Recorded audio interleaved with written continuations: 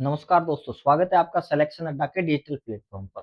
जैसा कि आप देख पा रहे होंगे, आज की जो क्लास में है, अपन जो पढ़ने वाले हैं वो पढ़ने वाले हैं राजस्थान आर्ट कल्चर का एक टॉपिक, जो कि है संत और संप्रदाय के बारे में पढ़ेंगे। तो दोस्तों, आज की जो क्लास रहेगी वो वन शॉट रहेगी, और वह चाहे कोई भी एग्जाम हो, आरएस हो, चाहे आरएस मेंस हो, चाहे सीईटी हो, चाहे पटवार हो, चाहे कांस्टेबल हो, सभी प्रकार के एग्जाम के लिए इंपॉर्टेंट रहेगी। जैसा कि आपको पता है कि संत और संप्रदाय से एक प्रश्न जरूर पूछा जाता है हर एग्जाम में। तो ठीक है दोस्तों, अपन बिना वक्त को जाया करे करते हैं दोस्तों स्टार्ट। तो जैसा कि दोस्तों आप पीछे देख पा रहे होंगे कि धर्म, संत और संप्रदाय आज का जो टॉपिक है उसकी हेडिंग रहेगी। तो सबसे पहले दोस्तों अपन बात करेंगे कि धर्म जो है वो क्या था और इसका क्या स्वरूप था। तो दोस्तों, जैसा कि मैं आपको बताऊं कि धर्म का जो स्वरूप था वो शुरुआत में कर्म कांडीय था। इसमें दोस्तों क्या था कि कर्म कांड से मतलब ये है कि वहां पे जो है यज्ञों की प्रधानता थी, और यज्ञों में जो है पशु बलि दी जाती थी। तो इस वजह से जो है इसका काफी जगह खंडन भी मिलता है। तो दोस्तों, इसमें जो है यज्ञों की प्रधानता थी, और यज्ञों में जो है पशु बलि दी जाती थी। पशु बलि के कारण क्या होता था कि इन कर्म कांडों की आलोचना होने लगी दोस्तों। जैसा कि अथर्ववेद है, उसके अंतर्गत जो है मुंडकोपनिषद है, उसमें इन यज्ञों की तुलना जो है टूटी नौकाओं से की गई है। ठीक है दोस्तों। अब बात आती है कि जो उपनिषद है उसमें जो है ज्ञान मार्गी जो चेतना है उस पर बल दिया गया है। ठीक है दोस्तों। अब बात आती है कि इसके जो गूढ़ और रहस्यात्मक जो थे, उनका जो है ज्ञान संस्कृत भाषा में था। ठीक है दोस्तों। और संस्कृत भाषा में होने के कारण क्या है कि एक वर्ग विशेष का ही इस पर एकाधिकार बना रहा।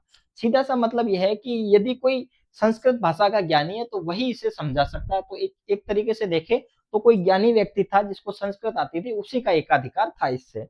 तो अब दोस्तों बात आती है इसमें कि इसमें जो है आश्वलायन जो ग्रह सूत्र है उसमें जो है महाभारत का उल्लेख मिलता है। ठीक है दोस्तों। और महाभारत का जो भीष्म पर्व है उसमें जो है दोस्तों महाभारत के भीष्म पर्व में जो है भगवत गीता दी गई है। ठीक है दोस्तों। अब जो बात आती है कि भक्ति का जो सैद्धांतिक सिद्धांत था वो विवेचन और अवतारवाद का सिद्धांत मिलता है। ठीक है दोस्तों। अब बात आती है कि जो भक्ति का जो प्रथम बार जो उल्लेख मिलता है दोस्तों वो मिलता है श्वेताश्वतर उपनिषद में मिलता है। ठीक है दोस्तों। तो जैसा कि अपन ने देखा कि भक्ति के बारे में कि भक्ति क्या है क्या नहीं है, अपन ने जैसा कि देखा कि भक्ति का जो धर्म जो है उसका जो प्रारंभिक जो स्वरूप था वो कर्म कांडीय था। कर्म कांड में क्या होता था कि यज्ञों की प्रधानता थी, और यज्ञ में क्या होता था कि पशु बलि दी जाती थी। पशु बलि दी जाती थी तो इसलिए यज्ञों की जो है आलोचना होने लगी। ठीक है दोस्तों। और जो भक्ति है उसका जो है प्रथम बार जो उल्लेख मिलता है वो मिलता है श्वेताश्वतर उपनिषद में मिलता है दोस्तों। ठीक है। तो बढ़ते हैं हम आगे की तरफ। आगे की तरफ अपन बात करें तो जैसा कि अपन आज का टॉपिक है संत और संप्रदाय, तो आपको पता ही है कि संत जो है वो भक्ति करते हैं। तो भक्ति का जो उदय है दोस्तों वो दक्षिण भारत में हुआ। अब बात आती है कि दक्षिण भारत में उदय हुआ, तो दक्षिण भारत से उत्तर भारत में कौन लाया, तो दक्षिण भारत से उत्तर भारत में जो है अपने रामानुज जो हुए संत वो लेके आए। ठीक है दोस्तों। तो उत्तर भारत में जो भक्ति को लाने का श्रेय वो इनको मिलता है। अब बात आती है दोस्तों कि दक्षिण भारत में ये उदय हुआ, तो इस उदय के को जो करवाने के पीछे जो मेन कारण रहा वो रहा अलवार को, जिन्हें कि वैष्णव कहा जाता है, और इनकी जो संख्या थी वो 12 थी। नयनार नयनार जो कि शिव के उपासक थे, और इनकी जो संख्या थी वो 63 थी। और इनसे जो है शैव धर्म का उदय हुआ दोस्तों। और शैव धर्म में यदि अपन देखें तो इनके जो है कुछ इंपोर्टेंट पॉइंट है, जैसे कि पाशुपत संप्रदाय हो गए, शैव धर्म से ये निकले। कापालिक हो गए, कालामुख हो गए, मंत मयूर हो गए, वीर शैव और नाथ संप्रदाय हो गए। जैसे कि अपने नाथ संप्रदाय की अपन बात करें तो जोधपुर वगैरह में ये मेनली है। ठीक है दोस्तों। अब बात करते हैं कि अलवार अलवार जो है वैष्णव थे, और वैष्णव में एक महिला थी जिसका नाम आंडाल था। ठीक है दोस्तों। अब बात करते हैं कि ये जो अलवार वैष्णव थे, ये जो थे ये वैष्णव भक्ति करते थे, और इनका जो दार्शनिक आधार जो पेश किया था वो रामानुजाचार्य जी ने किया था। तो दोस्तों अपन ने देखा कि भक्ति का जो उदय है वो दक्षिण भारत में हुआ। दक्षिण भारत से जो है उत्तर भारत में जो लाने का श्रेय जो दिया जाता है वो रामानुज को दिया जाता है। ठीक है दोस्तों। और जो इसकी जो थी जो दक्षिण भारत में जो उदय हुआ उसको जो करने का जो श्रेय था उदय का, वो जाता है अपने अलवार और नैनार को जाता है। अलवार की संख्या 12 थी, 12 में से एक महिला थी जो अंडाल थी, और जो नैनार है उनकी संख्या 63 थी। नैनार जो थे वो शिव धर्म को मानते थे और शिव के उपासक थे। तो करते हैं दोस्तों नेक्स्ट। यदि अपन देखें तो जैसा कि देख पा रहे हैं कि ये दक्षिण भारत में आलवार और नैनार संतों के द्वारा उदय होता है दोस्तों। और जो अलवार की संख्या 12 थी, ठीक है दोस्तों, वैष्णव भक्ति को जन्म दिया इन्होंने। और रामानुजाचार्य ने जो दोस्तों इसका दार्शनिक आधार प्रस्तुत किया। और दक्षिण भारत से संत रामानंद जो थे वो इसको उत्तर भारत लेकर आए। ठीक है दोस्तों, अब बात करते हैं कि जो भक्ति है इसके दो टाइप है, कौन कौन से, सगुण और निर्गुण। जैसा कि सगुण है तो इसमें जो है मूर्ति पूजा की जो है प्रधानता देखने को मिलती है दोस्तों इसमें। तो जैसा कि आप देख पा रहे हैं कि इसमें मूर्ति पूजा पर जो है बल दिया गया है दोस्तों। इसमें मूर्ति पूजा के साथ साथ क्या है कि भजन कीर्तन भी किए जाते थे और नृत्य भी किए जाते थे दोस्तों। अब बात आती है सगुण भक्ति में, जो सगुण संत है उसमें कौन कौन थे, तो रामानुजाचार्य थे दोस्तों, और निम्बार्क थे, वल्लभाचार्य थे, मध्वाचार्य थे, चैतन्य थे, और दोस्तों महाप्रभु और मीराबाई थे। तो ये जो है संत थे। अब अपन करते हैं नेक्स्ट बात करें तो वो आती है निर्गुण भक्ति की। तो इसमें जो है दोस्तों सगुण में तो जो है मूर्ति पूजा पर बल दिया गया था, लेकिन इसमें जो है मूर्ति पूजा पर बल नहीं दिया गया था दोस्तों। इसमें क्या किया था कि ध्यान साधना और उस पर ज्यादा जोर दिया गया था दोस्तों। ठीक है दोस्तों, और उसमें तो भगवान के साकार रूप को पूजा जाता था, इसमें निराकार रूप को पूजा जाता था। इसमें यदि बात करें संतों की, तो इसमें जो संत आएंगे वो आएंगे कबीर, रैदास, धन्ना, पीपा, जाम्बोजी, जसनाथ जी और चरणदास जी और हरिराम दास जी। ये जो है संत आते हैं। इसमें कई बार आपसे एग्जाम में पूछा जाता है कि सगुण भक्ति से संबंधित कौन कौन है संत, निर्गुण से कौन से है, सगुण से संबंधित नहीं है, निर्गुण से संबंधित नहीं है। तो कई बार मैंने देखा है कि ये प्रश्न पूछा जाता है दोस्तों। अब बात करते हैं अपन, वापिस से अपन आते हैं अपने टॉपिक पे, तो वो है नैनार भक्ति। अब जैसा कि दोस्तों मैंने बताया कि दक्षिण भारत में जो है धर्म का जो उदय हुआ, उसको जो उदय करवा में नैनार और अलवार जो दो थे। अब जो नैनार थे उनकी संख्या 63 थी, और ये जो है शिव संत होते थे। ठीक है दोस्तों, अब बात आती है कि इन्होंने जो क्या किया, इन्होंने जो है शिव की भक्ति पर बल दिया दोस्तों। ठीक है, और इन्होंने जो है भगवान शिव को 28 अवतारों में, विभिन्न अवतारों में माना और उसको पूजा करने का बताया। जैसे कि महादेव है, जलसा है, पशुपति, एकलिंग और महेश्वर। ये इसके टाइप है कि 28 अवतार थे, उनमें से कुछ अपन ने लिए हैं। तो ये इन्होंने कहा था। ठीक है दोस्तों, अपन जो नैनार देख रहे हैं इसमें क्या है कि जो शिव की आराधना करने वाले होते हैं वो शैव धर्म के रूप में एकत्रित हुए। ठीक है दोस्तों, और कालांतर में जो है कि शैव धर्म होता है उसमें जो है अनेक संप्रदायों का उदय हुआ, जिसमें से पाशुपत और जो नाथ है वो मुख्य थे। ठीक है, तो करते हैं अपन नेक्स्ट बात।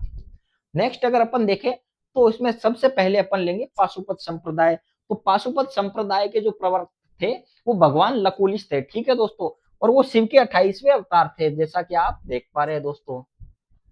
अब इसका जो जन्म है वो कायावरोहण गुजरात में हुआ था। ठीक है दोस्तों, अब राजस्थान के परिप्रेक्ष्य में बात करें तो जो प्रमुख संत है वो हारीती ऋषि है दोस्तों। अब इसकी यदि पीठ की बात करें दोस्तों, तो इसकी जो प्रमुख पीठ है वो एकलिंग मंदिर कैलाशपुरी उदयपुर में है, जो बप्पा रावल के द्वारा निर्मित है दोस्तों। ठीक है, अब दूसरी पीठ की यदि अपन बात करें तो दूसरी पीठ जो आती है दोस्तों वो आती है मंडलेश्वर महादेव मंदिर, जो कि अर्थुणा बांसवाड़ा में है।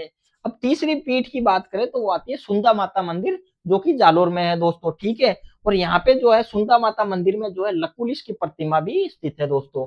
तो जैसा कि अपन ने पाशुपत संप्रदाय पढ़ा, तो पाशुपत संप्रदाय के जो प्रवर्तक है वो भगवान लकुलिश है। और इन ये जो राजस्थान में जो ऋषि संत की बात करें तो हारीती ऋषि है। और दोस्तों इसकी 3 पीठ है, सुंदा माता, एकलिंग मंदिर और मंडलेश्वर महादेव मंदिर। ये इसकी 3 पीठे हो गई दोस्तों। तो चलते हैं अपन अगली स्लाइड में। अगली अपन बात करें तो दोस्तों आती है नाथ संप्रदाय। जैसा कि आपको पता है कि अपने राजस्थान में जो है नाथ संप्रदाय काफी प्रचलित है। तो इसके जो प्रवर्तक थे वो कौन थे, नाथ मुनि थे इसके प्रवर्तक। ठीक है दोस्तों, और आदि प्रवर्तक कौन थे, भगवान नाथ थे। ठीक है, अब बात करते हैं कि अपन ने प्रवर्तक की पढ़ लिया, अब इसके प्रचारक कौन थे। तो इसके जो प्रचारक थे वो मच्छिंद्र नाथ थे दोस्तों। और दूसरे प्रचारक की बात करें तो गुरु गोरखनाथ थे, जो कि गोरख संप्रदाय से आते हैं। अब इसकी पीठ की बात करेंगे अपन कि इसकी 2 पीठें थी। कौन सी, एक तो जैसा कि पता है कि मान नाथी और दूसरी थी बैराग पंथ। अब माननाथी जो पीठ थी ये कहां से है, तो इसकी जो ये पीठ है महामंदिर जोधपुर से, और मान सिंह राठौर जो थे जोधपुर के, उनके द्वारा ये निर्मित है। और बैराग पंथ है ये पुष्कर के पास राता डूंगा में स्थित है दोस्तों। अब बात आती है कि जो हजारी प्रसाद द्विवेदी जो थे, उन्होंने जो है नाथ संप्रदाय को जो है अवधूत संप्रदाय भी कहा है। और इसे संप्रदाय भी इसे कहा है। किसने कहा है? डॉक्टर हजारी प्रसाद द्विवेदी जी ने कहा है दोस्तों। तो जैसा कि मैंने आपको बताया कि नाथ संप्रदाय में कुछ मंदिर बने, उनमें जो प्रमुख है उदय मंदिर जोधपुर है, सिरे मंदिर जालोर है दोस्तों, ठीक है। और सिरे मंदिर जो है उसका जो निर्माण है वो महाराजा मानसिंह ने करवाया था, ठीक है दोस्तों। अब ये जो है संकट काल में जो है मानसिंह की शरण स्थली भी रही थी, और ये जालंधर नाथ की तपो स्थली के रूप में भी थी। अब जो अपन ने नैनार तो पढ़ लिया दोस्तों, नैनार जो थे वो शिव के उपासक थे, यानी शिव की पूजा करते थे, भगवान शिव की शैव धर्म को अपनाते थे, उसको एक तरीके से शैव धर्म कह सकते हैं। अब बात आती है कि जो सेकंड वाला है अलवार भक्ति, उसकी बात आती है। तो अलवार जो संत थे वो भगवान विष्णु को अपना आराध्य देव मानते थे, ठीक है दोस्तों। नयनार ने तो क्या किया कि शिव को माना, और जो अपने अलवार है इन्होंने क्या किया कि विष्णु को अपना उपासक माना। इनकी संख्या 12 है, नयनार की 63 थी दोस्तों। इसमें जो है आलवार जो थी वो महीना संत थी दोस्तों, और उसका जो नाम था वो आंडाल था, जैसा कि मैंने आपको पहले ही बता दिया है दोस्तों। इसमें जो है वैष्णव भक्ति का इन्होंने प्रचार प्रसार किया है दोस्तों। अब बात आती है कि जो आलवार भक्ति है इसमें अपन पढ़ेंगे तो वैष्णव धर्म की जो जानकारी है वो द्वितीय शताब्दी ईसा पूर्व के गोशुंडी अभिलेख से मिलती है दोस्तों। तो ये जो गोशुंडी अभिलेख है, जैसे कि आपको प्रश्न पूछा जा सकता है, आरएस मेंस में भी आ सकता है कि गोशुंडी अभिलेख 50 शब्दों में, तो उसमें जो है आपको ये पॉइंट देना है कि गोशुंडी अभिलेख जो है उसमें वैष्णव धर्म की जानकारी मिलती है दोस्तों। इसमें जो है गजवंश के जो राजा थे सर्वताज द्वारा अश्वमेध यज्ञ की जानकारी दी गई है, किसमें? गोशुंडी अभिलेख में, ठीक है दोस्तों। और संकर्षण और वासुदेव के नाम भी इसमें मिलते हैं। तो ये अगर 3 पॉइंट डाल देते हैं तो आपको हो सकता है कि 2 से 2.5 नंबर आपको मिल जाए, तो आपको ये भी ध्यान रखना दोस्तों। अब बात करते हैं अपन इसकी। तो इसमें जो है वैष्णव भक्ति को जो दार्शनिक आधार है वो रामानुजाचार्य ने दिया था दोस्तों, जैसा कि मैंने आपको ये पहले ही बता दिया है। अब अगली बात करते हैं। तो अगली बात में जो आता है वो आता है रामानुजाचार्य। तो इनका जो जन्म है वो तिरुपति आंध्र प्रदेश में हुआ था दोस्तों, और इनके जो गुरु थे वो गुरु थे यमुनाचार्य जी, ठीक है। और इन्होंने जो उपदेश दिए थे दोस्तों वो संस्कृत भाषा में दिए थे, ठीक है। और इन्होंने जो है काची और श्रीरंगम जो है उसको जो है अपनी कर्म भूमि बनाया था। लेकिन क्या हुआ कि चोल राजा थे कुलोतुंग, इनसे इनकी विवाद हो गया, तो इनका विवाद होने के कारण इनको कांची और श्रीरंगम छोड़ना पड़ा। फिर इन्होंने जो है दक्षिणवाद का सिद्धांत भी दिया था रामानुजाचार्य ने दोस्तों। अब इसमें जो है इन्होंने धार्मिक मामलों में वर्ण व्यवस्था को अस्वीकार कर दिया था, जैसे कि वर्ण व्यवस्था थी तो उसको जो है इन्होंने नकारा था, किसने? रामानुजाचार्य जी ने दोस्तों। और जो सामाजिक मामले हैं उसमें जो है वर्ण व्यवस्था को इन्होंने स्वीकारा था, और इन्होंने जो है श्री भाष्य की रचना करके, और जो मेन बात याद रखने की वो विशिष्टवाद दर्शन का प्रतिपादन इन्होंने किया था। तो आपको प्रश्न पूछा जाता है द्वैताद्वैत विशिष्टवाद, तो आपको जो है विशिष्टाद्वैत जो है उसका यदि पूछा जाए तो रामानुजाचार्य आपको टिक करना है दोस्तों। यहाँ से कई बार प्रश्न पूछा जाता है कि द्वैताद्वैत किसने दिया, विशिष्टाद्वैत किसने दिया, तो ये जो विशिष्टाद्वैत जो दर्शन है ये अपने रामानुजाचार्य ने दिया था, ठीक है दोस्तों। और इसके माध्यम से इन्होंने क्या किया कि भक्ति को दार्शनिक आधार बनाया था, ठीक है। रामानुजाचार्य ने जो है मोक्ष के लिए ईश्वर की भक्ति, गुरु के आशीर्वाद और ईश्वर के प्रसाद को आवश्यक माना दोस्तों। अब बात आती है कि जो रामानुजाचार्य जी थे इन्होंने जो है श्री संप्रदाय था एक, उसकी स्थापना इन्होंने की थी। और इनके ही जो शिष्य थे, शिष्य परंपरा में जो संत रामानंद हुए थे, तो आपको पूछा जा सकता है दोस्तों कि रामानंद जी जो थे उनके गुरु कौन थे, तो रामानुजाचार्य जी ही इनके गुरु थे। रामानुजाचार्य के गुरु कौन थे, तो यमुनाचार्य इनके गुरु थे। अब इनका जन्म कहाँ हुआ, तो तिरुपति आंध्र प्रदेश में इनका जन्म हुआ था दोस्तों। इन्होंने कौन सा दर्शन दिया, तो इन्होंने जो है विशिष्टाद्वैत दर्शन दिया। और इनका ये पूछा जा सकता है कि श्री संप्रदाय की इन्होंने स्थापना की। इनके शिष्य कौन थे, तो शिष्य में इनका नाम आता है वो आता है रामानुज का, इनका नाम आता, रामानंद का नाम आता है, रामानुजाचार्य तो एक खुद ही थे। अब बात आती है दोस्तों रामानंद जी की। तो रामानंद जी के जो गुरु थे वो राघवानंद जी थे,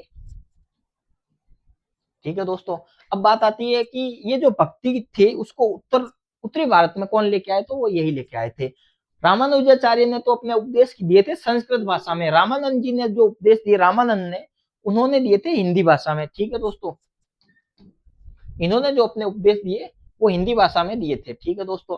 और ये दक्षिण से उत्तर लेकर आए थे इसको, ठीक है। इन्होंने जो है सामाजिक आधार अधिक विस्तृत हुआ इनके कारण, ठीक है। और इन्होंने जो है वर्ण व्यवस्था और जाति भेद को अस्वीकार कर दिया था, ठीक है दोस्तों। और इन्होंने कहा था कि जात पात पूछे नहीं कोई, हरि को भजे सो हरि को होई। इन्होंने क्या कहा था, जात पात कोई पूछे नहीं, और हरि को जो भजन करेगा वही हरि को प्राप्त करेगा, ठीक है दोस्तों। इन्होंने ये बात कही थी। और इन्होंने जो है हजारी प्रसाद द्विवेदी जो इनको जो कहा था, वो कहा था आकाश धर्मा गुरु की संज्ञा दी थी। अब बात आती है रामानंद जी के कितने शिष्य थे, तो इनके 12 शिष्य थे, ठीक है दोस्तों। और जो विभिन्न जातियों से आते थे, कोई जैसे दर्जी था, कोई कुछ था। और इसमें जो है 2 महिला संतें थी, कौन सी, सुरसरी और पद्मावती। इसको आपको मेन हाईलाइट रखना है कि आपसे प्रश्न पूछा जा सकता है कि रामानंद जी के 2 महिला शिष्यों के नाम बताओ, तो कौन कौन सी थी, वो सुरसरी और पद्मावती 2 महिला शिष्य थी। तो दोस्तों इस पॉइंट को आपको मेन हाईलाइट रखना है। अब बात करते हैं इनके शिष्य कौन कौन से थे और किस किस जाति के थे। तो कबीर जो थे वो जुलाह जाति के थे दोस्तों। अब बात आती है कि क्या जुलाह जाति के थे, हाँ जुलाह जाति के थे। इसके अलावा भी आपने कहा कि अलग अलग जाति के थे, तो धन्ना जो थे वो जाट जाति के थे। अब बात आती है सेना की, तो सेना जो इनके शिष्य थे वो नाई जनजाति के थे, और जो सगना शिष्य थे वो कसाई जनजाति के थे। तो जैसा कि आप देख पा रहे हैं कि नाई, जाट, सब यानी सारी जनजातियों से इनके शिष्य थे। यहाँ तक कि पीपा जो थे वो राजपूत जाति से थे, सॉरी। और रेदास जो कि चर्मकार थे। तो यानी अपन देखे तो मोस्टली इनके राजपूत, जाट, नाई, कसाई, चर्मकार सारी जनजातियों से थे। और जब यहाँ तक कि महिला शिष्य भी थी इनकी 2, सूरसरी और पद्मावती 2 महिला शिष्य थी। अब दोस्तों बात आती है कि जो रामानंदी शिष्य परंपरा थी उसमें जो है अनंता दास जी के जो शिष्य थे कृष्णदास पैहरी हुए थे, ठीक है दोस्तों। इन्होंने क्या किया कि नाथ संप्रदाय के गुरु थे चतुरनाथ, इनको जो है शस्त्रास्त्र में पराजित कर रामानंदी पीठ की स्थापना की थी। अब प्रश्न ये बनता है कि रामानंदी पीठ की स्थापना किसने की।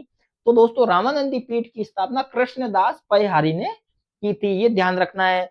तो इन्होंने कहा की थी, तो इन्होंने जो है आपके नाथ संप्रदाय के गुरु थे चतुरनाथ जी, इनको पराजित करके और ये स्थापना की थी, ठीक है दोस्तों।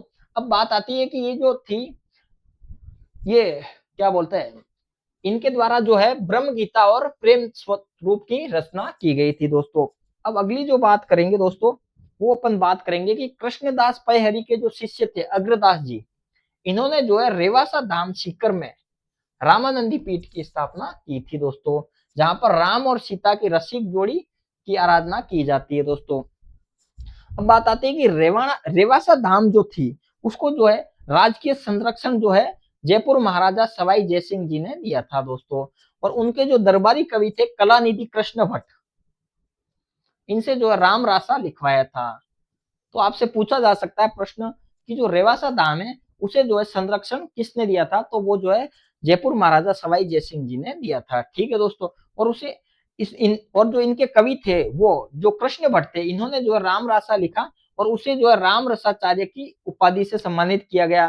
तो जयपुर महाराजा सवाई जयसिंह जी थे, उन्होंने राम रसाचार्य की उपाधि से सम्मानित किसे किया था, तो वो थे कृष्ण भट्ट थे, ठीक है दोस्तों। अब अग्रदास जी की जो रचनाओं में बात करें अपन, तो वहां पे बात आती है ध्यान मंजरी की बात आती है दोस्तों। अब अपन अगली बात करें तो वो आती है कि आचार्य निम्बार्काचार्य, जिन्हें कि सुदर्शन चक्र के अवतार भी कहा जाता है दोस्तों।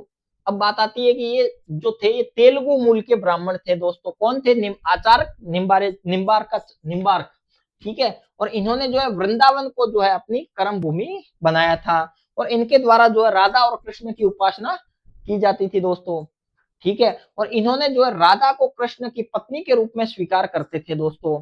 और इनके द्वारा द्वैताद्वैत, मेन इंपोर्टेंट बात आती है द्वैताद्वैत दर्शन का प्रतिपादन किया, जिसे भेदा भेद या सनक संप्रदाय के नाम से भी जाना जाता है दोस्तों। अब बात आती है कि विशिष्टाद्वैत तो रामानुजाचार्य, द्वैताद्वैत जो है आचार्य निम्बार्क, ठीक है। तो यहाँ से कई बार प्रश्न पूछा गया कि 3-4 ये दे देते हैं रामानुज वगैरह ये, और आपको मैच करवाते हैं इनके दर्शन। तो आपको ध्यान रखना है कि आचार्य निम्बार्क जो थे, इन्होंने जो है द्वैताद्वैत दर्शन दिया, ठीक है दोस्तों। और इनके द्वारा जो है निम्बार्क के द्वारा जो है 10 श्लोकी नामक ग्रंथ की रचना की गई थी दोस्तों, जिसमें कि इन्होंने राधा और कृष्ण की भक्ति पर बल दिया था, ठीक है दोस्तों। अब अगली जो अपन बात करें तो वो आती है कि जो मुगल काल था उसमें जो है निम्बार्क संप्रदाय के जो हरिव्यास देव जी जो थे, इनके द्वारा क्या किया गया कि आचार्य जो परशुराम जी थे खंडेला सीकर को राजस्थान में राधा और कृष्ण की भक्ति का प्रचार प्रसार करने के लिए भेजा गया। लेकिन इन्होंने क्या किया कि किशनगढ़ के निकट में जो सलेमाबाद है वहां पर जो है निम्बार्क पीठ की स्थापना की। ठीक है दोस्तों, तो आपसे यदि पूछा जाए कि निम्बार्क पीठ की स्थापना किसने की और कहाँ की, तो किशनगढ़ के निकट सलेमाबाद में की थी। और किसने की थी दोस्तों, यदि आपको ये पूछा जाए तो जो आचार्य परशुराम जी है इनके द्वारा यहाँ पे की गई थी दोस्तों। और इनके जो उपदेश है वो परशुराम सागर नामक ग्रंथ में संकलित किया गया है, यानी इसमें मिलते हैं आपको। तो ये जैसा कि मैंने आपको बताया कि इसमें जो मेन बात है वो है कि इनके जो दर्शन है उसको जरूर याद रखना है। दूसरी निम्बार्क जो पीठ है वो कहाँ पे है, तो सलेमाबाद में है, ये भी आपको चीज याद रखनी है।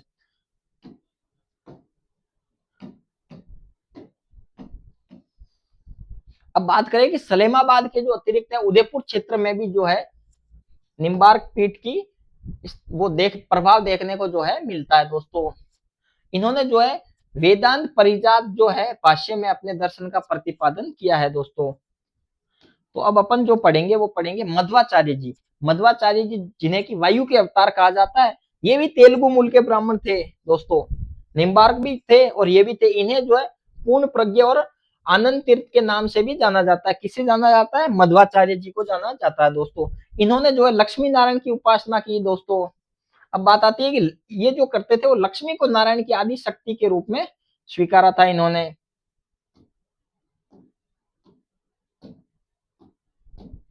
अब जो है अपन पढ़ रहे हैं मध्वाचार्य जो कि वायु के अवतार थे दोस्तों।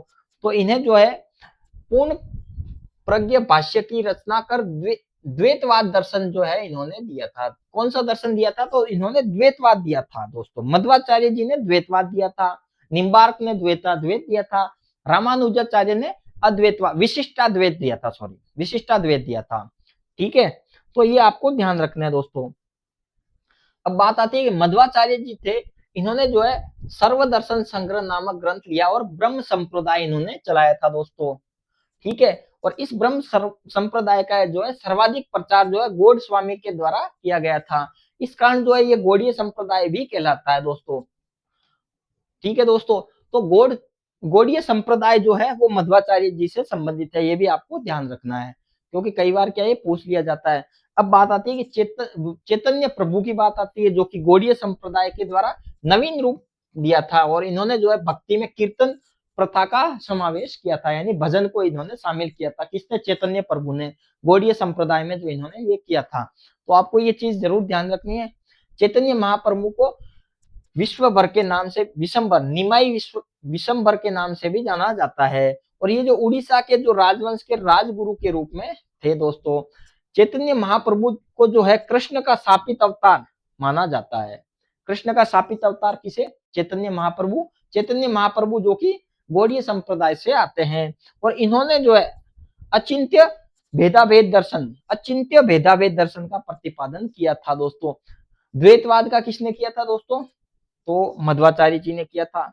ये आपसे कई बार प्रश्न पूछा गया है, रिपीटेड प्रश्न में आपको मिल भी जाएगा। अब दोस्तों बात आती है कि आमेर के जो राजा थे मान सिंह प्रथम थे, उनके द्वारा जो है वृंदावन में जो है गोविंद देव जी के मंदिर का निर्माण करवाया गया था। और जयसिंह के काल में रूप गोस्वामी अपने आराध्य राधा गोविंद जी के स्वरूप को लेकर 1770 में आमेर आए दोस्तों। कौन आया आमेर, तो रूप गोस्वामी जी आए। मानसिंह प्रथम ने जो है वृंदावन में जो है गोविंद देव जी के मंदिर का निर्माण करवाया था। 1770 में जो है रूप गोस्वामी जी जो है आमेर आए, क्योंकि उस टाइम जयपुर तो था नहीं, तो आमेर ही आए थे। और इन्होंने जो है सवाई जयसिंह ने चंद्र महाय के पीछे गोविंद देव जी के स्वरूप की स्थापना करवाई, जो कि अभी जो वर्तमान का जो गोविंद देव जी का मंदिर है वो है। ठीक है दोस्तों, अब जयपुर के वास्तविक स्वामी गोविंद देव जी ही को ही माना जाता है, यानी इष्ट देव गोविंद देव जी ही है। ठीक है दोस्तों, अब बात करते हैं कि गोविंद देव जी के जो है राधा गोविंद स्वरूप के अन्य मंदिर कौन कौन से है। तो गोविंद देव जी जयपुर हो गया, गोपीनाथ जी का जयपुर हो गया, मदन मोहन जी का करौली हो गया। ठीक है दोस्तों, राधा विनोद जी का जयपुर हो गया, राधा वल्लभ जी का जयपुर हो गया, और अष्ट प्रधान जो है वो शिवाजी का मंत्रिमंडल हो गया, और कृष्ण देव राय के 8 दरबारियों की मंडली जिसे कि अष्ट दिग्गज कहते हैं। तो ये जो है ये जो राधा गोविंद स्वरूप है उसके अन्य मंदिरों की अपन ने बात कर ली दोस्तों।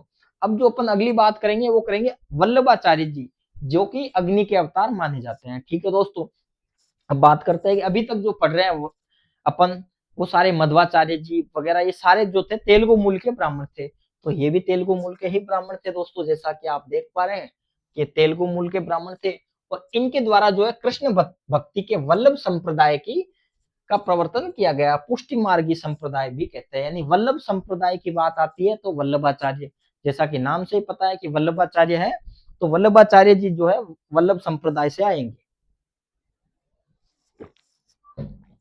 तो ठीक है दोस्तों, और ये जो थे वल्लभाचार्य जी विजयनगर के राजा थे कृष्ण देवराय, जिसके की लगभग हर एग्जाम में प्रश्न आता है विजयनगर से, तो उसमें जो प्रश्न बनता है वो कृष्ण देवराय से ही बनता है। इसके जो ये समकालीन थे, और इनकी जो धर्म सभा में जो है इन्हें महाप्रभु की पदवी प्राप्त हुई थी। किन्हें प्राप्त हुई थी? वल्लभाचार्य जी को किस राजा ने दी थी? विजयनगर के राजा कृष्ण देवराय ने इनको दी थी। ठीक है दोस्तों, ये जो भगवान के कृष्ण के जो बाल रूप है श्रीनाथ जी की उपासना किया करते थे। कौन किया करते थे? वल्लभाचार्य जी। और इनके द्वारा जो है शुद्धाद्वैत दर्शन का प्रतिपादन किया गया। अब बात आती है शुद्धाद्वैत कौन? तो शुद्धाद्वैत आते हैं वल्लभाचार्य जी। ठीक है दोस्तों, तो वल्लभाचार्य जी के द्वारा जो है सुबोधिनी और सिद्धांत रहस्य नामक पुस्तकों की रचना की गई थी दोस्तों। ठीक है, अब इनके पुत्र थे विठलनाथ जी।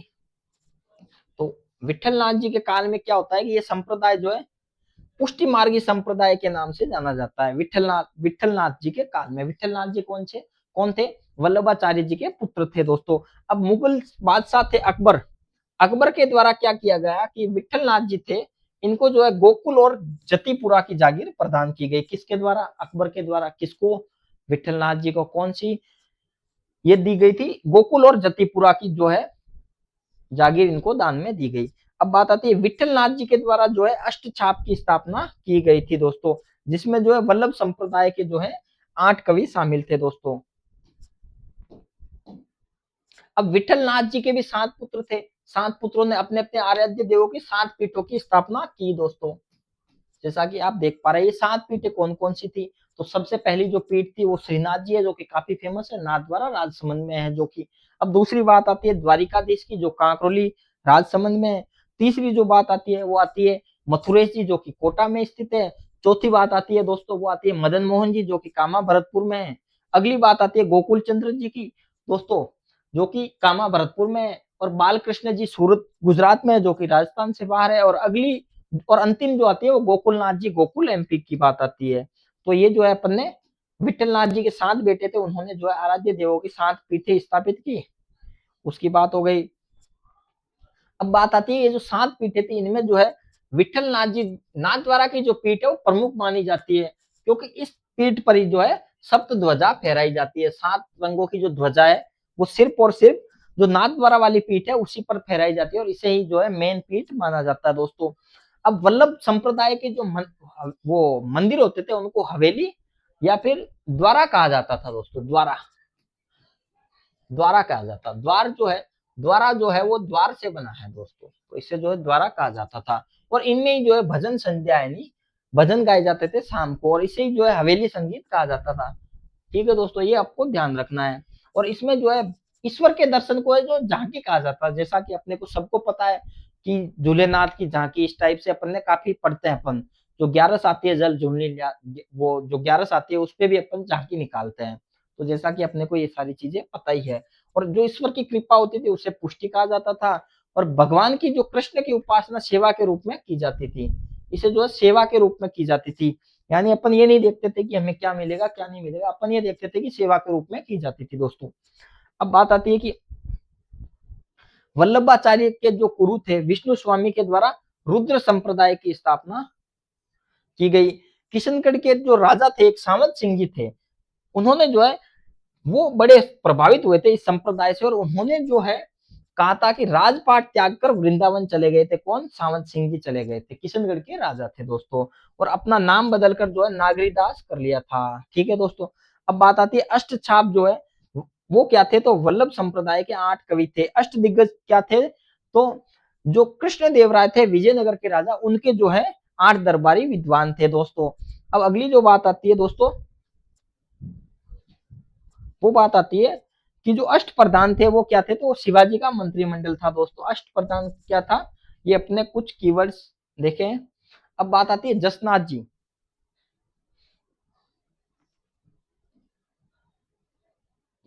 एक मिनट दोस्तों।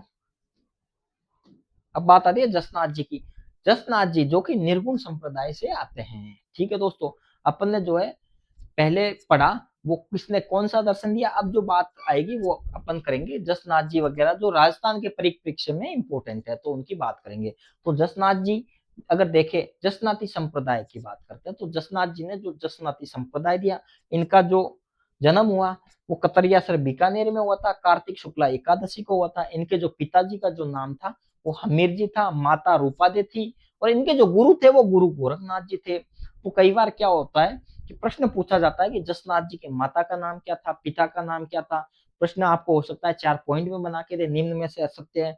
जसनाथ जी के माता का नाम ये था, पिता का नाम ये था, तो अपने को ये सारी चीजें डिटेल्स में देखनी है। तो अपन देखते हैं इसको सारी डिटेल्स में। गोरखनाथ जी से जो है जसनाथ जी ने अपने गुरु गोरखनाथ जी से जो है दीक्षा प्राप्त की थी, और निर्गुण निराकार ब्रह्म की उपासना का उपदेश दिया। इन्होंने जो है मूर्ति पूजा का विरोध किया, जैसा कि अपन देख पा रहे हैं निर्गुणी पढ़ रहे हैं, तो ऑब्वियसली बात है कि ये पूजा तो नहीं करेंगे, निर्गुण यानी निर्गुण भक्ति ही करेंगे, मूर्ति पूजा का तो ये विरोध ही करेंगे। ठीक है दोस्तों, इसमें जो है इनके अनुयायियों में जो है जयो जी और हारो जी के नाम आते हैं। प्रारंभिक जो अनुयायी थे उसके अंतर्गत इन ये जो थे सिकंदर लोदी के समकालीन थे, और लोदी जो था इनके विचारों से काफी प्रभावित भी हुआ था, और कतरिया सर क्षेत्र में इनको भूमि आवंटित की थी, और इसी स्थान पर जो है जसनाथ जी के द्वारा जो है जीवित समाधि भी ली गई है दोस्तों। सिकंदर लोदी के समकालीन थे। सिकंदर लोदी ने जो है इनको जमीन दी, और आश्विन शुक्ल सप्तमी को जो है इनका देहांत हो गया था दोस्तों। ठीक है, इनकी जो मेन पीठ है जो कतरिया सर बीकानेर में स्थित है दोस्तों। ठीक है,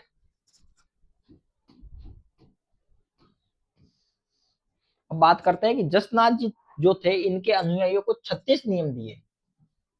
ठीक है, और इनके अनुयायी गले में जो है काली ऊन बांधते हैं। ठीक है दोस्तों, धागा बोल दो, भगवा वस्त्र ये धारण करते हैं, और इनके द्वारा जो है अग्नि नृत्य किया जाता है, जिसमें फतेह फतेह का नारा दिया जाता है, फतेह फतेह बोला जाता है, और अग्नि नृत्य किया जाता है। अग्नि नृत्य जो है वो कोयले जला के और बिछा दिया जाता है, और उनपे जो है अग्नि नृत्य किया जाता है दोस्तों। ठीक है, उसमें फतेह फतेह के नारे दिए जाते हैं।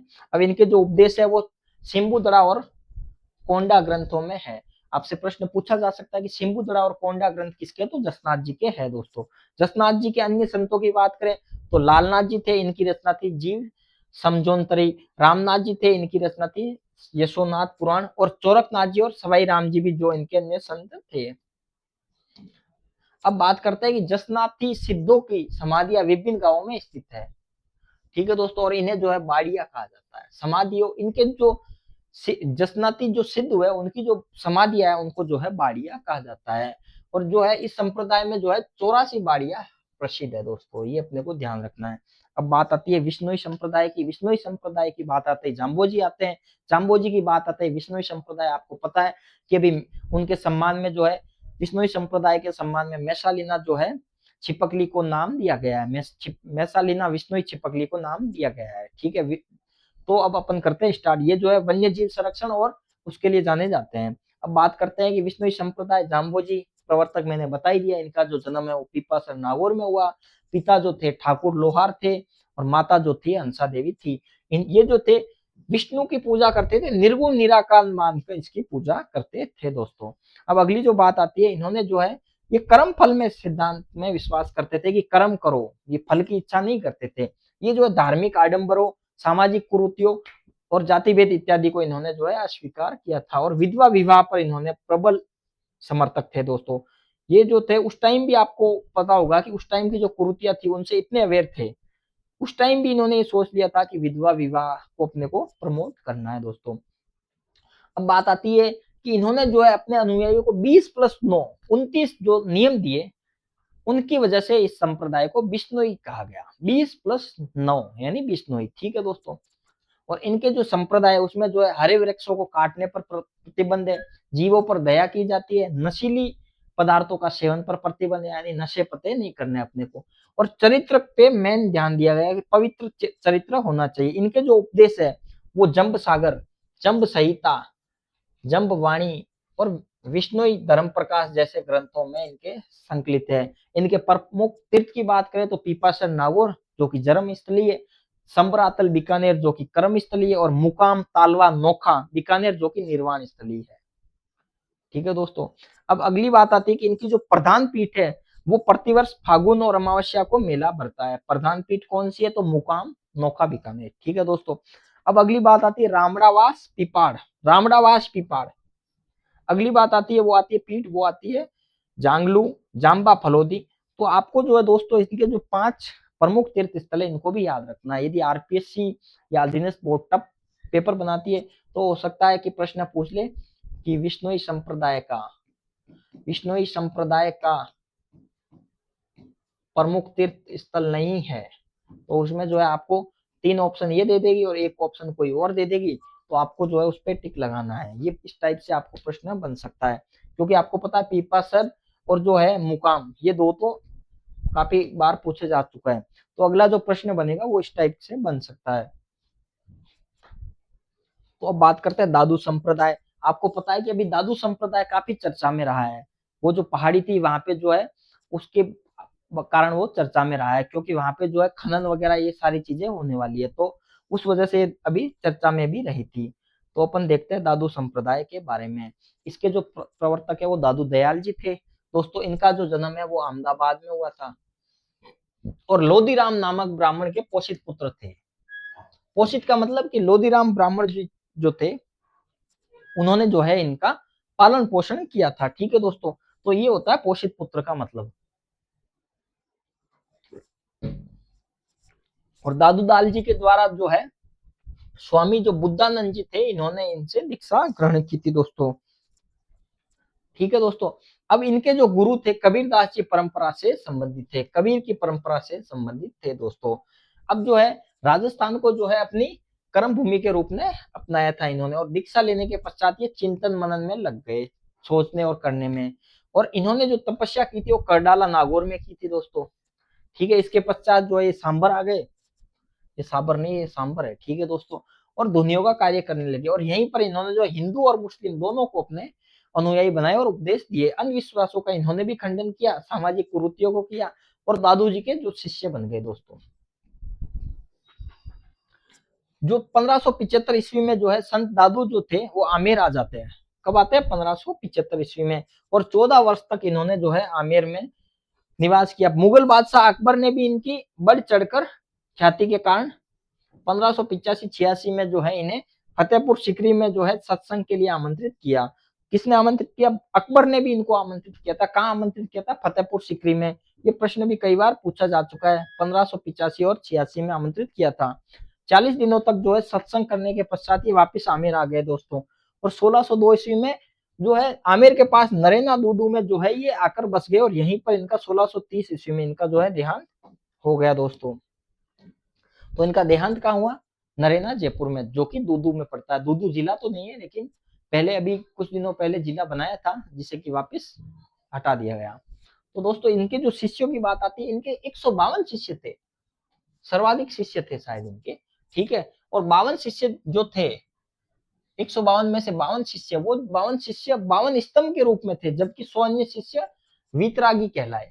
ठीक है दोस्तों। 152 थे, उसमें से 52 तो स्तंभ थे, और बाकी के 100 थे वो वीतरागी कहलाए। ठीक है।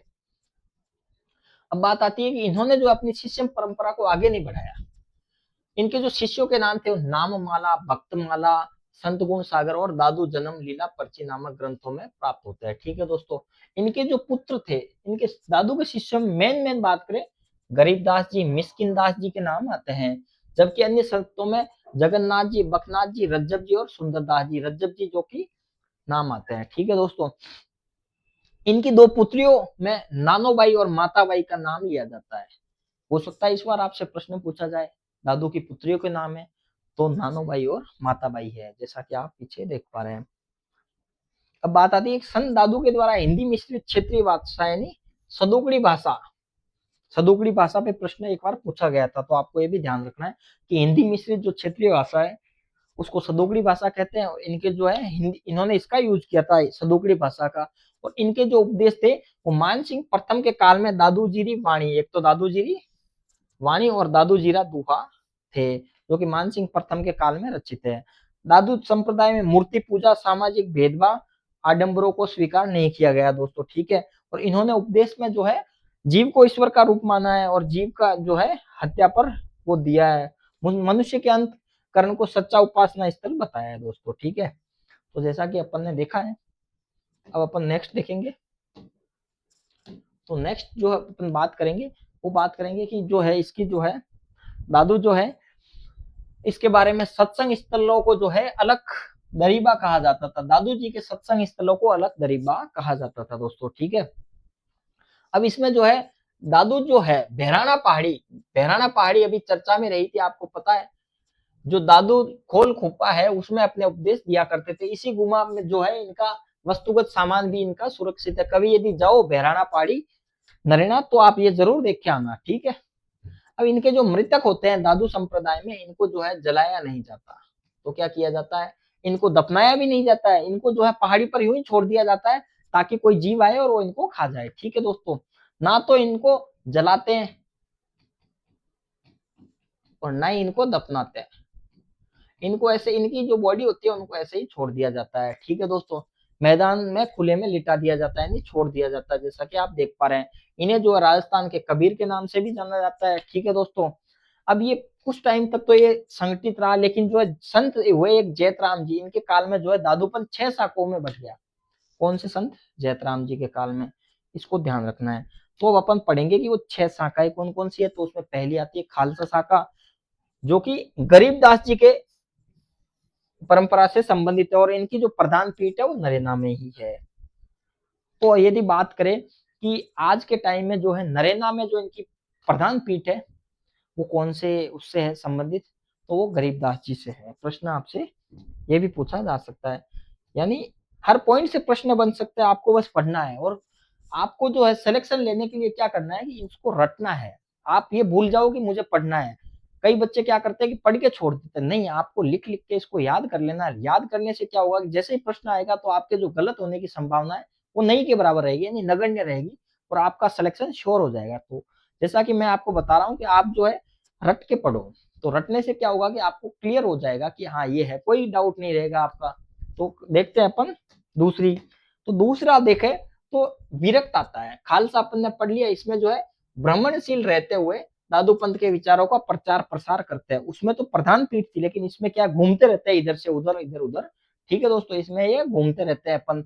और 1843 में जो है जयपुर राज्य ने इन्हें भूमि प्रदान की। अगली जो बात आती है वो उत्तरादि की, जो कि बनवारी दास जी की शिष्य परंपरा से संबंधित है। बनवारी दास जी जो कि उत्तरादि से संबंधित है। इन्होंने जो है रतिया, जो कि हरियाणा में आती है, एचआर में आती है, वहां पे अपनी गद्दी स्थापित की। अगली बात आती है नागा। नागा टुकड़ी की जो स्थापना है वो सुंदरदास जी के द्वारा की गई थी दोस्तों। ये छोटी छोटी टुकड़ियों में घूमते घूमते तो ये भी है, लेकिन ये छोटी छोटी टुकड़ियों घूमते हैं और इनको जो है जमात कहा जाता है दोस्तों। अगली बात आती है खाकी। तो ये जो खाकी रंग की जो है पोशाक धारण करते हैं, इसलिए इनको खाकी कहलाते हैं। अब अगली बात आती है निहंत। निहंत जो है घुमंतु साधुओं को निहंत कहा जाता है दोस्तों। तो अपन ने ये 6 शाखाएं पढ़ ली। अब कुछ इंपोर्टेंट पॉइंट है उनको भी अपन देख लेते हैं। तो पहला पॉइंट है वो आता है नरेना जयपुर, जो है वहां पे जो है फाल्गुन शुक्ला पंचमी से एकादशी तक जो है विशाल मेला भरता है। और इनको जो है दादू पंत को जो है नागा शाखा के साधुओं को जयपुर व जोधपुर राज्य में सेना में भर्ती होने की अनुमति थी दोस्तों। अगली बात आती है, जो इन्होंने जो है दादू जी के शिष्य राधो दास जी जो थे, इन्होंने जो है भक्तमाल की रचना की और इनके 52 शिष्यों के नाम मिलते हैं। अब बात आती है दादू जी के जो शिष्य थे बालिन जी, इनकी जो प्रमुख रचना थी वो आरिलो थी दोस्तों। तो जैसा कि अपन ने दादू पढ़ा, तो दादू से प्रश्न आने की संभावना बन रही है आगामी एग्जाम में, क्योंकि अभी जो है बहराना पहाड़ी जो है वो चर्चा का विषय है। तो यहाँ से आपके प्रश्न बनने की संभावना बन रही है। तो आपको इसको अच्छे से करना है। आगामी जो एग्जाम आ रहे हैं आपके, उनके लिए ऐसा ही हो गया, आरएस वगैरह हो गया, तो आपको इनको अच्छे से करना है। अब अपन पढ़ेंगे लालदासी संप्रदाय। जैसा कि आप ध्यान रखो कि जैसे लालदासी संप्रदाय लालदास जी से संबंधित होगा, तो ये थोड़ा बहुत आप कॉमन सेंस लगा सकते हैं। पढ़ते हैं लालदासी संप्रदाय। प्रवर्तक कौन थे, लालदास जी में मुसलमान थे। ये मुसलमान से संबंधित आए। ठीक है दोस्तों। अब इनका जो जन्म है वो अलवर में हुआ था। अलवर में कहा, धोली दो में हुआ था। पिता का नाम क्या था? चांदमल जी था। माता समदा थी। गुरु जो थे गद्दन चिश्ती थे। ठीक है। इनकी जो मृत्यु हुई वो नगला जहाज भरतपुर में हुई थी। नगला जहाज भरतपुर में इनकी मृत्यु हुई। इनकी जो समाधि है वो शेरपुर में। शेरपुर कहाँ पे? अलवर में। अनुयायी जो है अलवर भरतपुर क्षेत्र के लोग मिलते हैं। ठीक है दोस्तों। लालदासी पढ़ लिया। अब अपन लालदासी के बारे में अलग कुछ पढ़ते हैं। इन्होंने जो है निर्गुण निराकार बल की उपासना पर दिया उपदेश। मूर्ति पूजा, ठीक है, धार्मिक कर्म कांडों का इन्होंने जो है विरोध करते हुए समाज में फैली रूढ़ी और अंधविश्वासों की आलोचना की। इन्होंने जो है अपने अनुयायियों में भिक्षावृत्ति का निषेध किया। व्यक्ति के पुरुषार्थ पर बल दिया। और इन्होंने जो है आजीविका का जो है स्वयं इंतजाम करता था, यानी भीख वगैरह नहीं मांगते थे, ये स्वयं काम करते थे। जैसा कि आज के टाइम अपन देखते हैं कि जो फर्जी बाबा होते हैं वो क्या करते हैं कि इधर उधर घूमते भीख मांगते हैं, लेकिन इनके जो थे अनुयायी वो भीख नहीं मांगते थे, वो अपनी जो वो थी आजीविका उसका स्वयं इंतजाम करते थे। और ये उच्च कोटि के कवि थे। लालदास जी जो थे उच्च कोटि के कवि थे। और इन्होंने जो लालदास जी री वीणा और लालदास जी री चेतावनियां नामक प्रमुख रचनाएं इन्होंने लिखी। अब दोस्तों अगली बात करेंगे, वो बात करेंगे चरणदास जी की। चरणदासी संप्रदाय की बात करेंगे। तो दोस्तों चरणदास जी जो थे इनका मूल नाम रणजीत था। अच्छा प्रश्न बन सकता है, अगर अच्छा पेपर सेटर होगा तो यहाँ से प्रश्न बनाएगा कि जो चरणदास जी थे इनका मूल नाम क्या था। तो इनका मूल नाम रणजीत था दोस्तों। इनका जो जन्म डेहरा अलवर में हुआ था। अलवर कहाँ है? डेहरा में हुआ था। पिता का नाम मुरलीधर था। माता का नाम कुजो देवी था। इनका माता का नाम कुजो देवी था। ठीक है दोस्तों। इनके जो गुरु थे वो थे मुनि सुखदेव जी थे इनके गुरु। ठीक है। इनकी प्रधान पीठ दिल्ली में और प्रभाव क्षेत्र एनसीआर में है। यानी चरणदास जी जो थे वो तो एनसीआर दिल्ली तक पहुंच चुके हैं। अपन पढ़ रहे हैं चरणदास जी। इनकी जो भक्ति है उसमें सगुण और निर्गुण दोनों का ही समावेश मिलता है। तो प्रश्न यहाँ से बन सकता है कि वह कौन से संत हैं जिनकी भक्ति में सगुण और निर्गुण दोनों का ही समावेश मिलता है दोस्तों। तो इनकी भक्ति थी उसमें दोनों का समावेश मिलता था। किसके? चरणदास जी के सगुण और निर्गुण दोनों का मिलता था। इन्होंने जो है श्री कृष्ण की जो लीलाओं है उनको अधिक महत्व दिया है दोस्तों। ठीक है। और राधा कृष्ण की उपासना पर भी बल दिया है। चरणदास जी जो संप्रदाय वो निम्बार्क संप्रदाय के अधिक निकट प्रतीत होता है। इन्होंने कर्म फल के सिद्धांत में विश्वास दिया है दोस्तों। इनके जो 52 शिष्य हुए, इनके 52 हुए। ठीक है दोस्तों। इनके शिष्यों में रामरूप, जुक्तानंद, सहजानंद, आत्माराम, दयाबाई, सहजोबाई। दयाबाई की रचना है दयाबोध, ये ध्यान रखना है। सहजोबाई की रचना है सहज प्रकाश के नाम से आते हैं। इन संतों के द्वारा अपनी रचनाओं में मेवाती भाषा को समृद्ध करने का कार्य किया गया दोस्तों। अब बात आती है कि चरणदासी संप्रदाय की प्रधान पीठ तो दिल्ली में है और इनका जो क्षेत्र है वो है एनसीआर दिल्ली। प्रधान पीठ भी दिल्ली। इनका जो मेला भरता है वो डेहरा गांव अलवर में भरता है, जो कि इनका जन्म स्थान रहा है दोस्तों। अब अगली बात आती है कि चरणदास जी उच्च कोटि के विद्वान थे और नादिर शाह के आक्रमण की चेतावनी भी इन्होंने दे दी थी। इनकी जो रचना है उनमें ज्ञान चरित्र, भक्ति सागर, ज्ञान स्वरोदय, ब्रह्म चरित्र सागर जैसे ग्रंथों की इन्होंने रचना की। अनुयायियों को इन्होंने 42 नियम दिए। ठीक है। अब बात करते हैं अगली, वो है निरंजनी संप्रदाय। इनके जो निरंजनी संप्रदाय के प्रवर्तक थे वो हरिदास जी थे दोस्तों। इनका जो मूल नाम था वो हरि सिंह सांकला थे। ये प्रारंभ में उदर पूर्ति तो डाका डालने का काम करते थे। ये डाका डालते थे पहले, लेकिन किसी साधु के उपदेश के कारण ये इन्होंने डाका वाका डालना छोड़ दिया हरि सिंह सांकला ने, और ये संत बन गए। और ये इन्होंने जो है डीडवाना जो अभी जिला है उसके निकट जो है तीखी इंगरी पर तपस्या कर निर्गुण भक्ति का प्रचार करने लगे और निरंजनी संप्रदाय चलाया। हरि सिंह जी सांकला जो कि हरिदास जी के नाम से चर्चित हुए हैं दोस्तों। ठीक है। इन्होंने जो है निरंजन शब्द को जो है परम तत्व का प्रतीक मानते हुए निर्गुण निराकार ब्रह्म की पूजा का उपदेश दिया। और इन्होंने जो मूर्ति पूजा, जाति प्रथा, जो भी जितने भी संत हुए उन्होंने जो है सामाजिक जो जितनी भी कुरीतियां थी उनका विरोध किया। तो आपको ये तो ध्यान रखना है, ये कोई भी संत है तो वो सामाजिक जो कुरीतियां उनके पक्ष में था, पक्षधर नहीं था दोस्तों। अब बात आती है कि विधवा विवाह, इसका तो पक्ष ही करना पड़ेगा ना। आप कहोगे कि सर वो विधवा विवाह के पक्षधर थे। अरे भाई इसका पक्ष लेंगे तभी तो ये कुरीति जो है वो दूर होगी। ठीक है दोस्तों। तो कुछ थोड़ा बहुत कॉमन सेंस लगा लिया करो यार। अब बात करते हैं कि हरिदास जी के जो उपदेश है वो राज प्रकाश और जो है हरिपुरुष जी की वाणी में संदेश मिलते हैं। इनकी जो प्रधान पीठ है वो गाड़ा नागौर में मिलती है आपको। अब बात आती है गुदड़ संप्रदाय। गुदड़ी के लाल तो आपने सुना ही होगा, वही गुदड़ संप्रदाय है। इनकी जो प्रधान पीठ है वो दांतड़ा भीलवाड़ा में, और ये जो प्रवर्तक है वो संत दास जी है, दांतड़ा भीलवाड़ा प्रधान पीठ। अगला बात करें तो परनामी संप्रदाय, उसके प्रवर्तक प्राणनाथ जी थे। मुख्य पीठ पन्ना एमपी में, इनकी मुख्य पीठ कहाँ पे है, पन्ना एमपी में है। और इनकी जो पीठ है, एक पीठ अपने जयपुर के आदर्श नगर में भी है दोस्तों। इनकी जो एक पीठ है वो जयपुर के आदर्श नगर में भी है। इनके जो प्रथम प्रमुख ग्रंथ है वो है कुलजम स्वरूप कुलजम स्वरूप कुलजम स्वरूप। ठीक है दोस्तों। अब बात आती है अगला अगला संप्रदाय जो है वो है अलक्या संप्रदाय।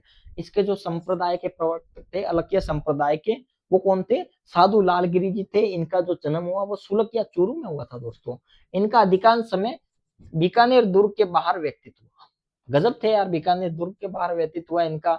और इनका जो है, इनकी जो स्मृति है में आज भी पत्थर गड़ा हुआ है वहां पे, और जिस पर ध्यालु नारियल चढ़ाते हैं, श्रद्धालु नारियल चढ़ाते हैं, श्रद्धालु नारियल चढ़ाते हैं। साधु लालगिरी का जो अंतिम समय है वो गलता जयपुर में व्यतीत हुआ दोस्तों। ठीक है। और इनकी प्रधान पीठ जो है वहीं स्थित है। और साधु लालगिरी के कुंडलीय प्रसिद्ध है, कुंडलीय क्या प्रसिद्ध है, कुंडलीय प्रसिद्ध है इनके, कुंडलीय। अब बात आती है अगला रामस्नेही संप्रदाय दोस्तों। रामस्नेही संप्रदाय जो कि रामानंद के शिष्य कबीरदास जी से निर्गुण भक्ति का प्रचार प्रसार प्रारंभ हुआ। ठीक है दोस्तों। जो कि राजस्थान में रामस्नेही संप्रदाय, ये रामस्नेही है दोस्तों के नाम से जान। इसकी 4 शाखा है राजस्थान में। कौन कौन सी है देख लेते हैं अपन वो भी जल्दी से। ठीक है दोस्तों, एक मिनट। पहली जो शाखा आती है रामस्नेही संप्रदाय की वो आती है रैण, जिसको कि दरियापंथ भी बोला जाता है। इसके जो प्रवर्तक है वो दरियाव जी है दोस्तों। रैण शाखा के प्रवर्तक कौन है, दरियाव जी। इनकी जो चारों शाखा है इस पे कई बार प्रश्न पूछा गया कि निम्न में से असत्य है। चारों शाखाएं दे देते हैं, उसके प्रवर्तक दे देते हैं और आपसे मिलान करने के लिए कहते हैं, या कहते हैं कि निम्न में से असत्य है, निम्न में से सत्य है। तो इसमें कई बार प्रश्न आ चुका है, आप यानी अनगिनत बार प्रश्न आ चुका है। तो आपको जो है संत संप्रदाय से जो है कोई सा भी एग्जाम ले लो, 1 से 2 प्रश्न कंफर्म है। इसीलिए मैं ये क्लास लेके आया हूँ, ताकि आपके यानी एक प्रश्न तो कंफर्म हो जाए कि आपका एक प्रश्न गलत नहीं हो। और एक एक प्रश्न करते हुए आप बूंद बूंद से घड़ा भर लोगे।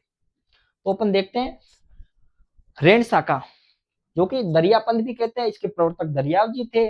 जन्म जो है दरियाव जी को जैताड़ पाली में हुआ। पिता का नाम मनसा था, माता का नाम गीगा था। और गुरु प्रेमानंद जी थे, प्रेमनाथ जी थे। सॉरी, प्रेमानंद जी क्या अभी ट्रेंडिंग में है तो कोई मुंह से निकल रहा है, प्रेमनाथ जी थे। ठीक है दोस्तों। अब अगली बात आती है कि प्रेमनाथ जी से जो है इन्होंने शिक्षा ग्रहण कर दरियाव जी ने भ्रमण किया और उपदेशों का अपना प्रचार प्रसार किया। और इनकी जो प्रधान पीठ है वो रेण नागौर में है, वहीं पर इनका निधन हो जाता है दोस्तों। और यहाँ पे जो है प्रतिवर्ष चैत्र पूर्णिमा को जो है इनका विशाल मेला भरता है। इन्होंने अपने जो उपदेश थे उनमें विभिन्न धार्मिक आडंबरों, तीर्थ यात्रा, मूर्ति पूजा वगैरह इनका सबका खंडन किया है दोस्तों। ठीक है। तो इसमें जो है, इनमें जो है र को राम का, राम नाम के स्मरण पर बल दिया, और रा को राम का और म को मोहम्मद का प्रतीक इन्होंने बताते हुए हिंदू मुस्लिम समन्वय पर जोर दिया। हिंदू मुस्लिम समन्वय पर इन्होंने जोर दिया। हिंदू मुस्लिम समन्वय पर जोर किसने दिया, दरियाव जी ने। ठीक है दोस्तों, ये भी अच्छा पॉइंट है। दरियाव, सॉरी सॉरी, जो भी है आप देख लेना, इसको ज्यादा इस पे मत जाओ आप। तो जैसा कि मैंने आपको बता दिया, और इन्होंने जो ग्रस्त जीवन का परित्याग आवश्यक है ये बताया। मोक्ष लेना है तो आपको घर त्यागना होगा, ये इन्होंने बताया। मैं नहीं बता रहा, ये बता रहे हैं। ठीक है दोस्तों। अब आता है दरियाव जी के पश्चात क्या इनके शिष्यों ने इनकी परंपरा को आगे बढ़ाया। शिष्य कौन थे, कृष्णदास, हरिदास और सावलदास के नाम आते हैं। रैन के बाद सेकंड शाहपुरा भीलवाड़ा, शाहपुरा कोटपुतली नहीं, शाहपुरा भीलवाड़ा की बात आती है। इसके जो प्रवर्तक थे वो रामचरण जी थे। इनका जो जन्म हुआ वो सोडा गांव टोंक में हुआ था। इनके पिता का जो नाम था वो बखत राम जी था, इनके पिता का नाम। माता का जो नाम था वो देव जी था, देव जी। ठीक है। इनके गुरु जो थे वो संत कृपाराम मेवाड़ जी थे। इन्होंने जो कृपाराम जी से दीक्षा ली और भीलवाड़ा में जो है निर्गुण भक्ति का प्रचार प्रसार किया। इससे क्या हुआ, कुछ लोग इनके शत्रु बन गए, लेकिन इन्होंने जो है भीलवाड़ा छोड़कर कुहाड़ा नामक स्थान पर अपने उपदेश दिए दुश्मनी होने से। ठीक है दोस्तों, अंत में जो है ये शाहपुरा में आते हैं और अपनी मठ को स्थापित कर लेते हैं, जहां पर जो है चैत्र शुक्ला प्रतिपदा से पंचमी तक इनका जो है विशाल मेले का आयोजन होता है दोस्तों। तो करते हैं नेक्स्ट बात। नेक्स्ट में देखें तो इनके द्वारा जो है वही सामाजिक समानता पर बल दिया, जातिगत भेदभाव पर खंडन किया इन्होंने, और इन्होंने जो है राम नाम के स्मरण से ही मोक्ष की प्राप्ति होती है, ये इन्होंने कहा था। इनका जो उपदेश है वो अर्णव वाणी नामक ग्रंथ में आपको देखने को मिलता है। अब बात करते हैं अगली। अगली जो बात करें तीसरी की, तो वो है सिंगथल बीकानेर। इसके जो वो थे प्रवर्तक, वो हरि रामदास जी थे दोस्तों। हरि रामदास जी का जन्म कहाँ हुआ, सिंगथल बीकानेर में हुआ। पिता का नाम भागचंद जोशी था, माता का नाम रामी था, गुरु का नाम जयमल दास जी था। इनकी पीठ जो है सिंगथल गांव बीकानेर है। ठीक है दोस्तों, तो अब इनकी बात आती है कि इन्होंने जो गुरु की महत्ता पर बल दिया। किस पर बल दिया, गुरु की महत्ता पर बल दिया। और इन्होंने कहा कि राम नाम के स्मरण से ही मोक्ष प्राप्त किया जा सकता है दोस्तों। अब बात आती है कि इन्होंने जो है मूर्ति पूजा, बहुदेववाद, तीर्थ यात्रा, व्रत, उपवास, तप, तिलक लगाना आदि का विरोध किया इन्होंने। मुस्लिम धर्म के आडंबरों, रोजे रखना, 5 बार नमाज पढ़ना, इसका भी इन्होंने विरोध किया। मक्का मदीना जाना, इनका भी इन्होंने कटु आलोचना की थी दोस्तों। जैसा कि आप देख पा रहे हैं, इन्होंने हिंदू धर्म में ही कुरीतियों पर विरोध नहीं किया, मुस्लिम धर्म में भी गए, वहां पे भी ये कहा ये रोजे रखते हो गलत है, ये मत रखो। इन्होंने ये कहा व्रत करते हो ये भी मत करो। इन्होंने कहा यार भूखे रहने से क्या होता है, कहाँ भगवान मिलते हैं। तो वो है ये, इन्होंने ये बात कही थी।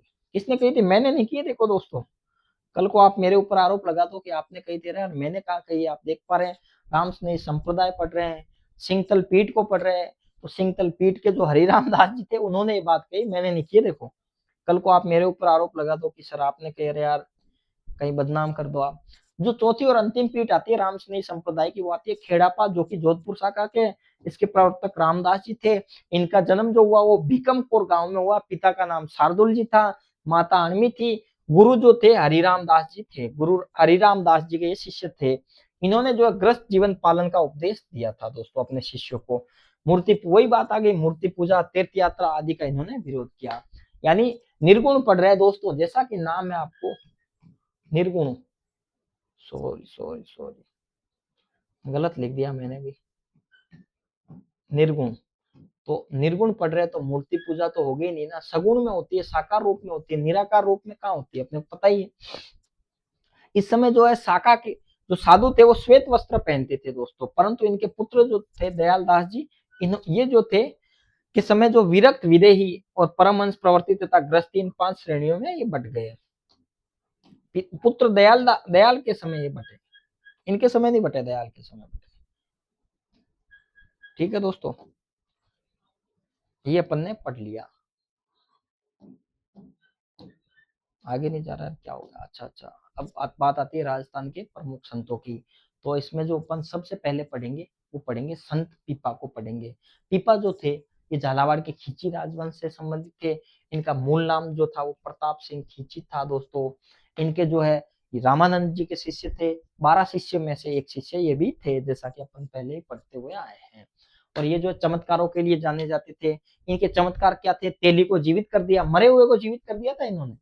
ठीक है दोस्तों, और इनके जो है शेर को ये पालतू बना दिया था, शेर को पालते थे ये। ठीक है दोस्तों, द्वारिका जाकर भगवान श्री कृष्ण से मुलाकात करते थे। ये 3-4 जो है इनके वो थे, क्या बोलते हैं, इनके चमत्कार थे। इन चमत्कारों के लिए पीपा, संत पीपा को जाना जाता है। इनका मूल नाम था वो था प्रताप सिंह खींची था। ये जाति से वो राजपूत थे, लेकिन इनको जो दर्जी समुदाय अपना आराध्य देव मानता है दोस्तों। ठीक है, अब अगली जो बात करें अपन, तो ऐसी मान्यता है कि इन्होंने जो अंतिम दिनों में जो है दर्जी वृत्ति को अपना लिया था। दर्जी वृत्ति यानी सिलाई से संबंधित है, तो वहां इन्होंने अपना लिया था। समदड़ी गांव बाड़मेर में जो है इनका भव्य मंदिर है दोस्तों, समदड़ी गांव बाड़मेर में। और गागरोन झालावाड़ जो है वहां पर इनकी छतरी है दोस्तों। गागरोन में इनकी छतरी और टोडा टोंग में इनकी गुफा है दोस्तों। एक बार पटवारी में क्वेश्चन भी आया था, टोडा टोंग पटवारी, वहां पे विवाद भी हुआ था कि पीपा की गुफा कहाँ है, तो वो टोडा टोंक में है। इनकी छतरी कहाँ पे है, तो गागरोन झालावाड़ में इनकी छतरी है। छतरी तो गागरोन झालावाड़, इनकी अगर गुफा की बात करें तो टोडा टोंक में आती है। ठीक है दोस्तों, अब इनके कुछ उपदेश साहिब में भी संकलित ग्रंथ है इनका, साहिब उसमें इनके उपदेश मिलते हैं। तो अपन अगला देखते हैं, वो आता है धन्ना, संत धन्ना। धन्ना का जो जन्म हुआ वो दुवन टोंक में हुआ था। रामानंद जी के एक शिष्य थे, पीपा के यानी साथ पढ़ने वाले, कुछ भी मान लो आप वो थे। इन्होंने जो है कृषि में लगे रहकर जो है आत्मोद्धार का प्रयास किया। वही बात आ गई, आडम्बरों कर्म कांडों का इन्होंने विरोध किया और इनके विषय में ये मान्यता थी कि ईश्वर की प्रतिमा को हठ पूर्वक भोजन कराया इन्होंने। ईश्वर की प्रतिमा को यानी हठ पूर्वक भोजन करवाया, ईश्वर की प्रतिमा थी उसको इन्होंने जबरदस्ती भोजन करवाया, ये ऐसी कुछ मान्यता है इनके बारे में। मैं नहीं कह रहा, ये तो यही कह रहे हैं। अब बात आती है दोस्तों, अगली जो बात करेंगे वो करेंगे मीराबाई की, बड़ी पॉपुलर है। आपको जैसे पता है मीराबाई मेड़ता से संबंधित है। जो मेड़ता में जो राव दुदा थे, उनकी जो दो बेटे थे, एक वीरमदेव था, दूसरा रतन सिंह था दोस्तों। वीरमदेव के दो बेटे थे, जयमल और आज सिंह था।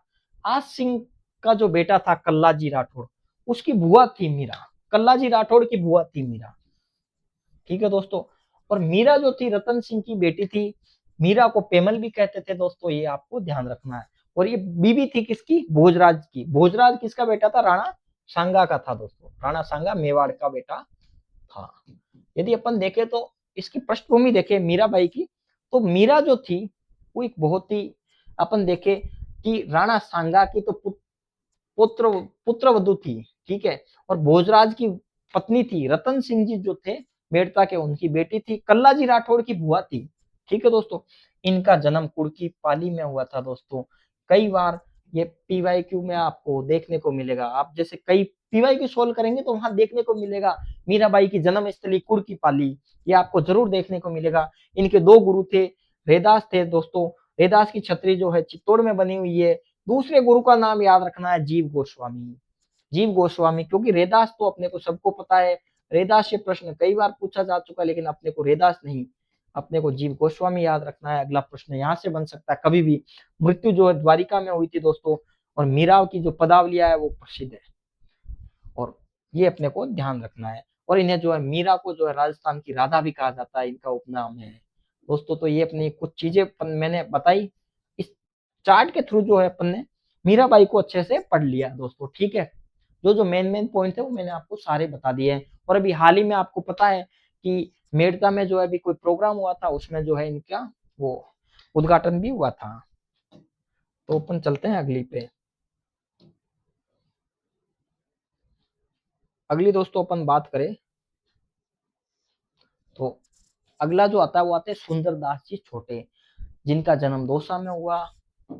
पिता का नाम परमानंद जी था, माता सती, सती हुई नहीं थी, माता का नाम सती था। गुरु दादू जी थे। इनकी जो रचनाएं आती है वो आती है ज्ञान समुद्र, सुंदर सार, ग्रंथावली और ज्ञान सवैया। इनको भी अपने को ध्यान रखना है। बात करते हैं कि सुंदरदास जी बड़े जो थे वो दादू संप्रदाय में नागा पंथ की स्थापना इन्होंने की थी दोस्तों। जैसा कि मैंने पहले ही पढ़ाया आपको, ये सुंदरदास जी छोटे हैं, सुंदरदास जी बड़े, तो नागा में अपन पढ़ के आ चुके हैं, दादू पंथ में अपने पढ़ चुके हैं। अब रज्जब जी, जैसा कि आपको पता है कि आजीवन दूल्हे के भेष में रहे, कई बार प्रश्न आ चुका है। ठीक है, इनका जन्म कहाँ हुआ था, सांगानेर जयपुर में हुआ था, और प्रधान पीठ भी सांगानेर में। गुरु कौन थे, दादू थे। आजीवन दूल्हे के भेष में रहे, और इनकी रचनाएं सर्वंगी रज्जब वाणी के नाम से आती है दोस्तों। तो अब अगला जो पॉइंट आता है दोस्तों वो आता है संत मावजी। इनका जो जन्म हुआ वो साबला ग्राम डूंगरपुर में हुआ था। ठीक है दोस्तों, मावजी का जो जन्म हुआ वो साबला गांव डूंगरपुर में हुआ। इन्होंने जो है अपने उपदेश सभी जातियों को दिए, लेकिन इनके जो उपदेशों से प्रभावित होकर जो है इनके शिष्य जो थे उन्होंने निष्कलंकी संप्रदाय के रूप में एकत्रित हुए। इन्होंने जो है सगुण और निर्गुण दोनों का समावेश किया था इन्होंने भी, और इनको स्वीकार किया। और इनकी जो वाणी है वो चोपड़ा में संकलित है, यानी उपदेश जो है वो चोपड़ा में संकलित है।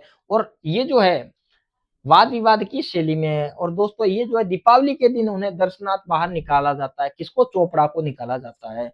और ये जो इनके उपदेश है वो बागड़ी बोली में, बागड़ी में दोस्तों, जैसा कि अपन बोलियां और वो पढ़ चुके हैं।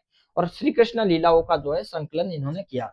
इन्होंने जो है स्वयं को भगवान कृष्ण का, खुद को कृष्ण का दशम अवतार माना है इन्होंने दोस्तों। घोषित कर दिया था, यानी माना ही था। अब बात आती है संत मावजी के द्वारा जो है समाज सुधार के क्षेत्र में कोई जाति प्रथा को समाप्त करने, विधवा विवाह, अंतरजातीय विवाह को प्रोत्साहन देने का कार्य किया। संत मावजी ने जो है अछूतोद्धार के लिए लसोड़िया आंदोलन का चलाया। इनका जो प्रथम प्रमुख मंदिर है वो साबला ग्राम डूंगरपुर में है, जहाँ पे इनका जन्म हुआ था दोस्तों। तो जैसा कि दोस्तों आज जो है अपन ने राजस्थान आर्ट कल्चर के अंतर्गत जो है धर्म संत संप्रदाय को कंप्लीट किया वन शॉट क्लास में। ये क्लास आपके लिए बहुत इंपॉर्टेंट है, कोई सा भी एग्जाम हो, चाहे किसी भी एग्जाम की तैयारी हो, यदि आप पहली बार पढ़ रहे हैं तो भी आपके लिए एक क्लास बहुत इंपॉर्टेंट है, और यदि आप रिवाइज कर रहे हैं तो उसके लिए भी बहुत इंपॉर्टेंट है। आप जितनी बार इस क्लास को देखोगे उतना ही आपको अच्छा लगेगा। तो ठीक है दोस्तों, आज के क्लास में हमने संत संप्रदाय कंप्लीट किया। मिलेंगे नेक्स्ट क्लास में जल्दी। Thank you.